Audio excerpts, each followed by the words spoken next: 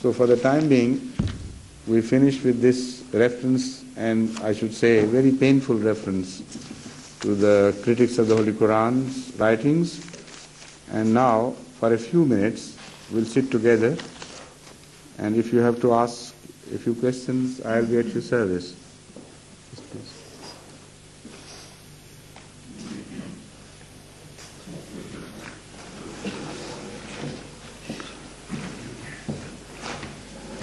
Assalamu alaikum. Wa alaikum assalam. Zur, I don't remember, I read in a book, I don't remember the name, in which the author says that the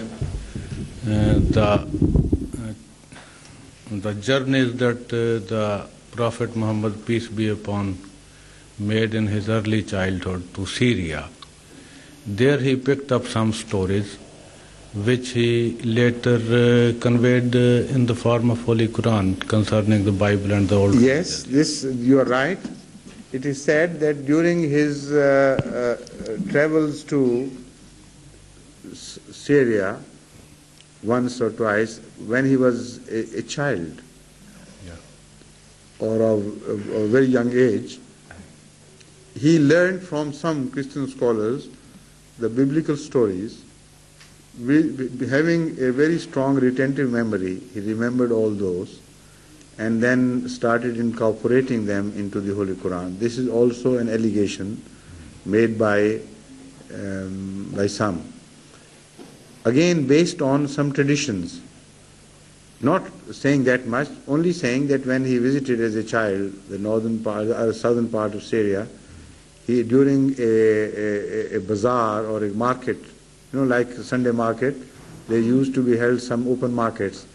There he met a Christian who told him some stories. So that was the source of his information. Some do say that. But then they face a dilemma in this. Because when the Holy Quran speaks of all this at the time of the Medina revelation, then they have to choose either of the two allegations. Either that he only learnt it from the Christians of Medina when he came into contact with them, and when they say that, then the earlier reference becomes unnecessary. You see what I mean? Yeah. So they choose to do that because in the early part of the Quranic history, they believe that those stories were still fresh or comparatively fresh in his mind. He should have referred to them even without the contact with Medina Christians and the Jews. So when in real history they find that a reference in the Holy Quran to the Ahle Kitab and to the Christians is much more extensive and also intensive in the latter part of Rasulullah's life, so they prefer to choose that stance than this stance. Now, either way, it's just absurd, because that reference to that short meeting, which is contained in some traditions, is not sufficient to justify the reference to the Bible, to the biblical prophets, their order, and what happened to them, and the stories about their enemies. All this is such voluminous subject that it is impossible for anyone to conceive that just in passing he heard all this and then he memorized it immediately. And what he left out was not accidentally. It has a design. What he remembered was just the right part, and what he forgot was just the wrong part. And also he added to that story as to further beautify and to make it more acceptable and so on. So looking at it from this angle, which is a much wider angle of vision, you can positively just wave these allegations off as just meaningless and hollow. Moreover, if you apply this to the present day, now we are living in an age of extensive writings and publications, and Bible is available to everyone. Pick out any Christian from London and who has read Bible as a child, and perhaps who has even appeared in biblical examinations of advanced courses, ask him about the history of Bible and the prophets and the names, etc., and what happened to them, he would not be able to relate all of that to you, even if he has gone through that extensively as a student of Christianity. Many a time I have referred to some biblical statements or passages in New Testament, and the Christian priests say, "Oh, we never thought, it never came to our mind," as if it is new. They had forgotten completely that reference because their memory did not retain that. Only the other day some Christians from Finland came, and during our discussion, ultimately they said, "You are right, we were wrong, our memory failed us." Although they were regular Christian priests, they have been taught Christianity right from their childhood. So how could they believe that in a stray meeting, just a chance meeting, at a mela, that is to say at a marketplace, where Rasulullah Kareem Sallallahu Alaihi Wasallam was busy otherwise, he just happened to meet a Christian scholar who started relating to him stories, all the stories of the Bible, and he started memorizing them, and still he never thought of mentioning them to anybody when he returned to Mecca. That is the part which they leave out altogether from this. As a child, he had not decided there and then to ultimately become a prophet or declared himself to be a prophet the moment he started hearing these stories. So he decided, out of design, to keep it a complete secret to himself. He returned a tight-lipped child back to Mecca, never to mention this to anyone. Absurd. I mean, totally false and I don't find words enough to condemn this allegation. It cannot happen. I mean, it's impossible. It's against human nature. Such a child who was so overwhelmed by these stories, the moment he should have returned to Mecca, he should have started telling everybody, "Look here, this is what happened. I found such a man and I came across him." So when he started talking of Christianity and Judaism later on in his life, after he had made the claim of prophethood, even the Arabs were nonplussed. They were flabbergasted. Those who knew better than these modern critics, where he had learned all that from. Thank you, sir. Yes, please.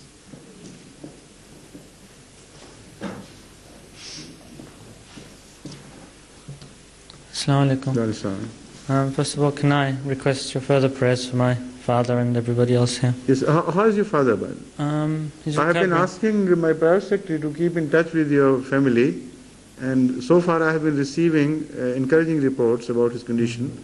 When did you meet him last? Yesterday. Huh? Yesterday. Yesterday.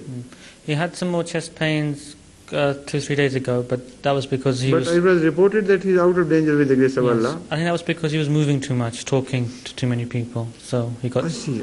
But he's okay now. And the doctors thought they were just muscular pains? It was angina, I think. Angina. I think Farouk knows more. Sorry? Yes, you are a doctor, you know better. Yeah. Would you kindly come and tell me as to the real state? He has suffered an acute myocardial infarction. Infarction? Yes. I see, yes. But now he's stable for last 3 days. He's been So they don't think you don't think he would be operated upon? No, possibly not, because not in infarction. tomorrow he's going to be shifted to St. George's Hospital I see. For coronary angiography, I see. and then they will decide. Right. Is myocardic? Yes, Myocardic infarction. Yes. So they can do little with the operation in that case. They can do little to improve his state. Only rest, a long rest and some medication is what's required, not Yes. an operation. They will do an angiography and they will see which other vessels are involved. Of course, in that case, other perhaps, vessels are also at risk. But if an injury is caused to the myocardic region, then I think nothing can be done about that. Nothing can be done about that. Only just to wait and Yes. see. Just to prevent the further. Yes, right. Yes, please. So, can I ask a couple of questions, please? One is about Hazrat Zakaria ﷺ. I'm not clear in my mind why he was actually a prophet, because according to my understanding, a prophet in the capacity of Rasul is a messenger to his people and society. And yet, if my reading of the Quran is correct, I can't remember him actually saying anything to the general people around him. He just seems to be a prophet to a few people. Could you tell me why? On this I have already spoken this morning in answer to a question. I referred to a tradition of the Holy Prophet of Islam, peace be upon him, in which he says, is known to have said, that ulama ummati ka anbiya bani Israel. So these are Bani Israel's prophets, like Zakaria, and many ulama, that is the true pious ulama of Islam, would be similar in character and nature and style and things to Hazrat Zakaria. The word prophet should be understood in its true application to the history of prophets, not otherwise. And as the Holy Quran mentions so many prophets, if you study the history of each prophet mentioned in the Holy Quran in more detail, then you will realize why the Holy Quran has made this choice. There are some prophets who were so humble and so inconspicuous in their own claim that even those who believed in them were in doubt about their claim to prophethood, like Zakaria himself. Although he is held in high esteem by Christians, but they say he was a high priest and he was not a prophet. So there were some prophets of God like Zakaria, some others like Yahya, and some others. So those who have been specially emphasized in the Holy Quran according to their character are prophets of a very special nature, like Moses, like Noah, like Abraham. And there are others who came to discharge comparatively minor obligations. Like Saleh, for instance, is mentioned with reference to some reforms for which he came. Like Lot, for instance, he came with the purpose of reforming his people regarding one particular evil, one evil in particular. So, if you look at the history of the Muslim reformers and scholars, great pious scholars, you will see the images of these old prophets being repeated in them many a time. Those who raised their voice against one particular evil in the history of Islam, there would be many, they are called Mujaddideen. So that is what the Holy Prophet of Islam meant by saying, ulama ummati ka anbiya bani Israel. But judging from the concept of prophethood as now conceived by the present day scholars, according to their standards, Zakaria should not have been called a prophet. They think prophet is something absolutely abnormal and supernatural and such a phenomenon as, very rarely appears in the world. And he must come with great miracles. The only miracle attributed to Zakaria is that he lost his voice now. Imagine. So they want greater miracles from Masih Maud alayhi, but this is their standard of signs of a prophet. He lost his voice. So even if he did it intentionally, somebody who claims to be a prophet, and to these ulamas, he says, this is my sign. I can't speak.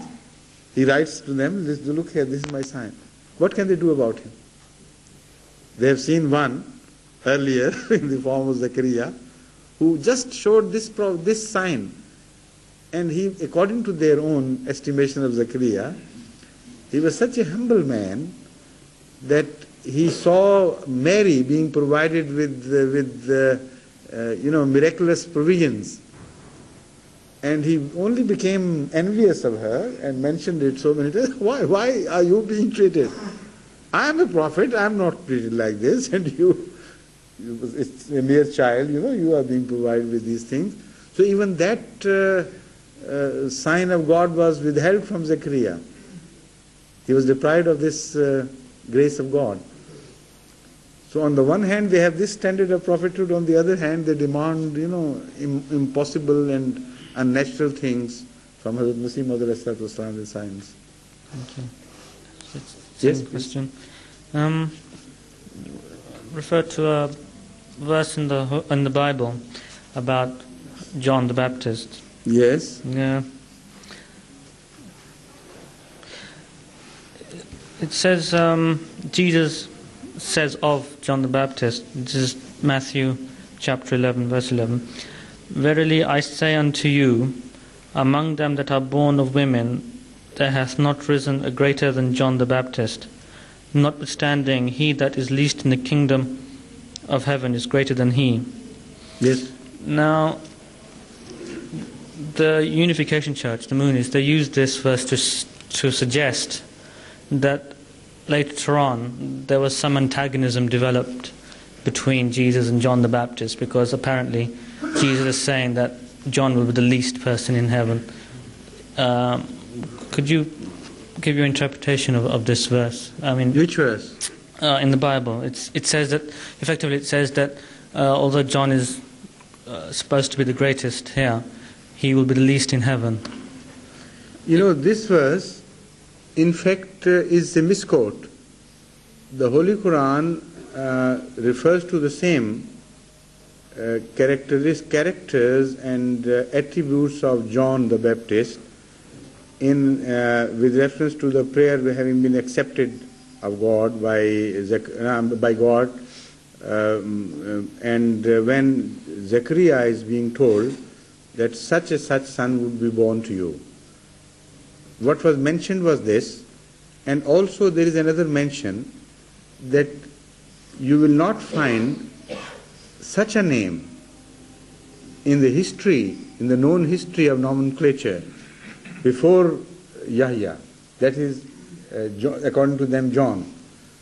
So, what the Holy Quran points out is this, that it was never said by God that nobody ever born out of mother was above the status of John the Baptist. What was told to them by God was this, that John the Baptist stands distinct in his name, and that is the only distinction which is referred to in the Holy Quran regarding John the Baptist. So I think that must have been mentioned in the Holy Quran to remove this misunderstanding created by this passage. And furthermore, you can argue with the Christians that they themselves don't believe in this passage. You see, in the hearts of their heart, they know this is an exaggerated statement.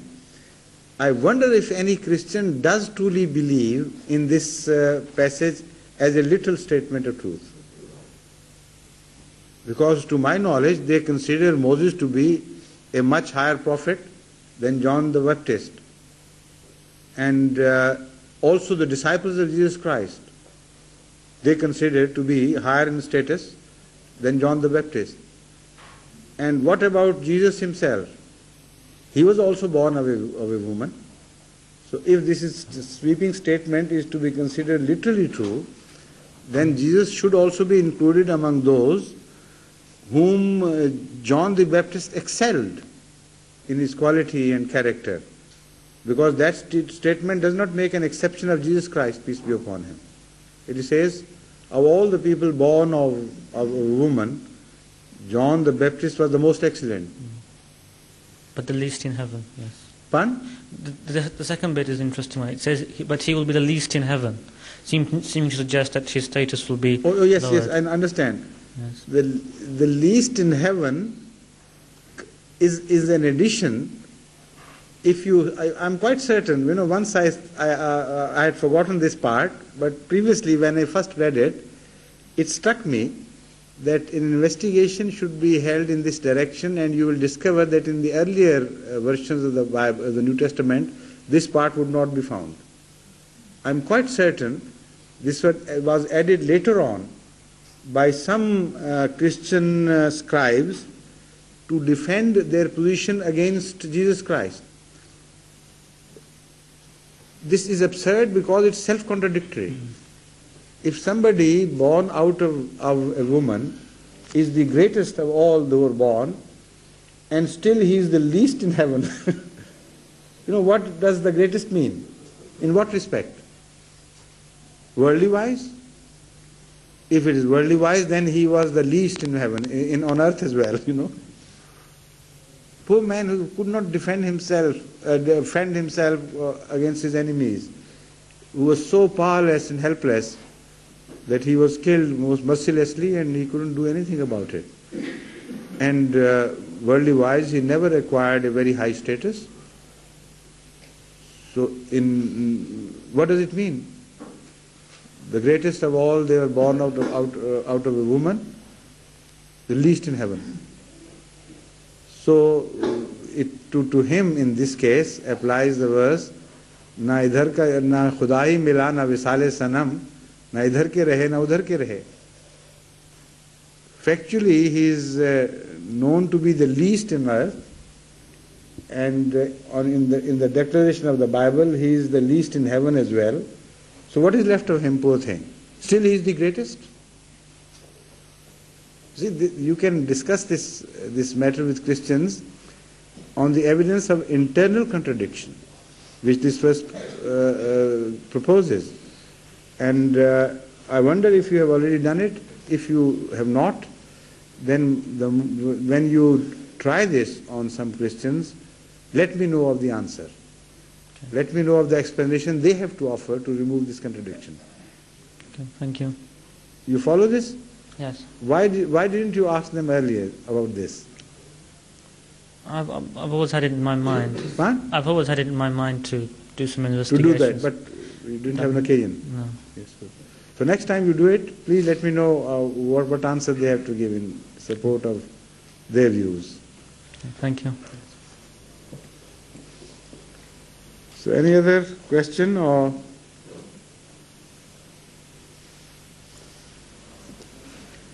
Your southern, what is you called? Zaim Ala Ansarullah?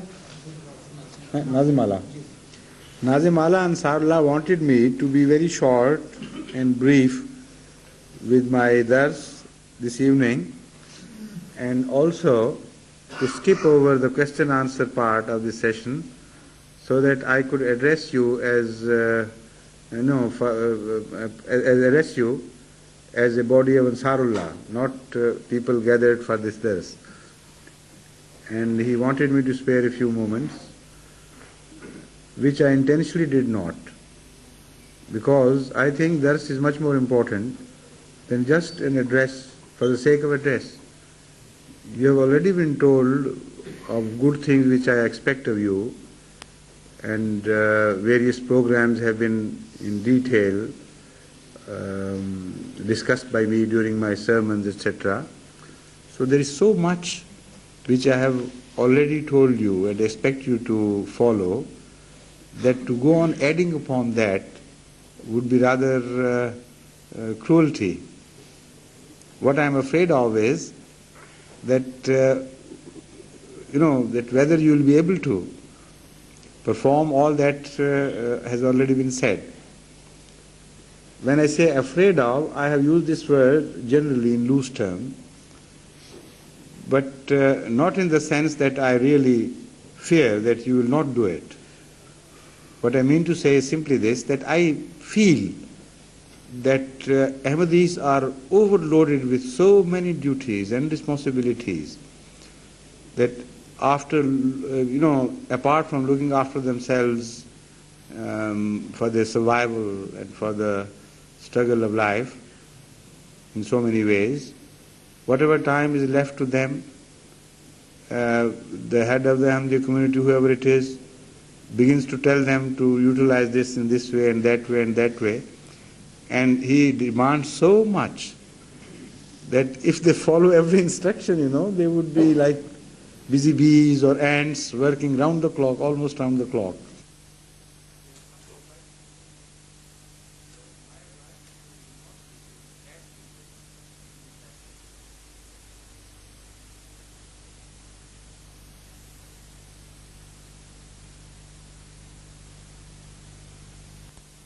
out of helplessness.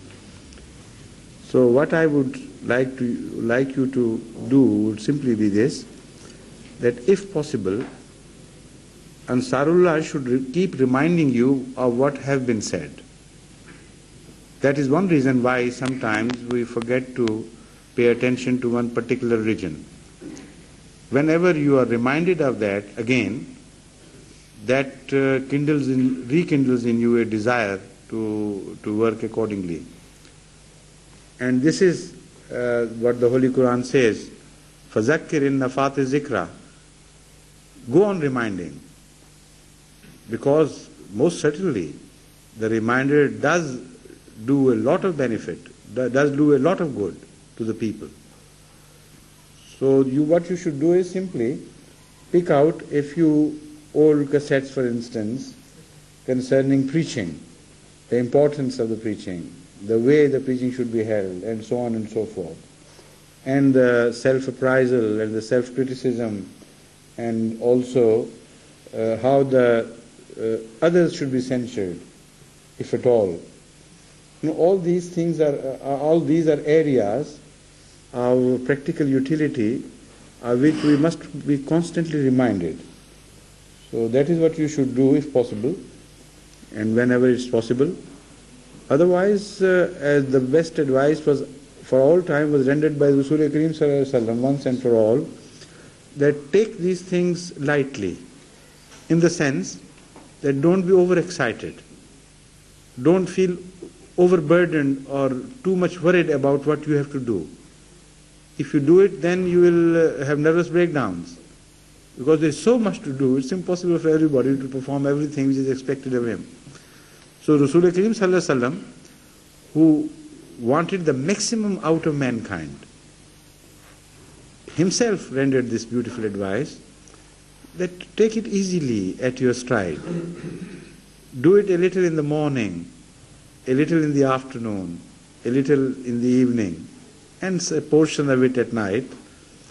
And in between, when you feel tired, have a little rest as well. So be honest about it, and be honest not only to your duties but to yourself as well. Be a moderate person, and in that way, inshallah, you'll be able to perform a lot. Allah bless you, and that is all I have to say.